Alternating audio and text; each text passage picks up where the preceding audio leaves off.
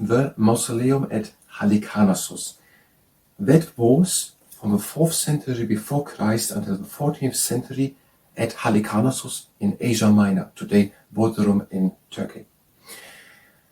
And that was a squared plain, and then there were sculptures around, and then on top of the base there were 36 thin marble columns on which a step pyramid was, a massive step pyramid, so that it was like floating in the air on the thin marble pillars. And then on top of that pyramid, a chariot, again with statues of Mausolus and Artemesia, 43 meters high.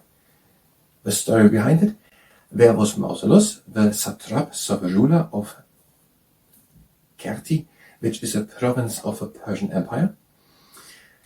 And he died in 353 before Christ, and his queen and sister, Artemesia, was grief-struck. The book is saying even that she was drinking his ashes with her drink. I don't know if it's true. And she wanted to build this mausoleum, and so she let people go and send people out to Greek to get some sculptors and architects that they could build this thing. For example, Pythus and Saturus and Scopas and Timotheus, lots of people who then started to build that mausoleum at Halicarnassus. She then died in 350, just 3 years later, and it wasn't finished, but it was continued the work on it and then finished. And that is the story of it.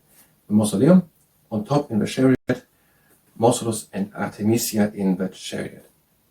And then in the 14th century there was an earthquake, it had fallen down, and in the 15th century the Knights of the Rhodes conquered Halicarnassus and used the stones to build a castle. Some statues of it are still in museums. That's according to Wonders of the World by Lionel Grigson on the page 25. The positions and views expressed are the ones of the source and don't necessarily align with my own or with ones of the entities spoken.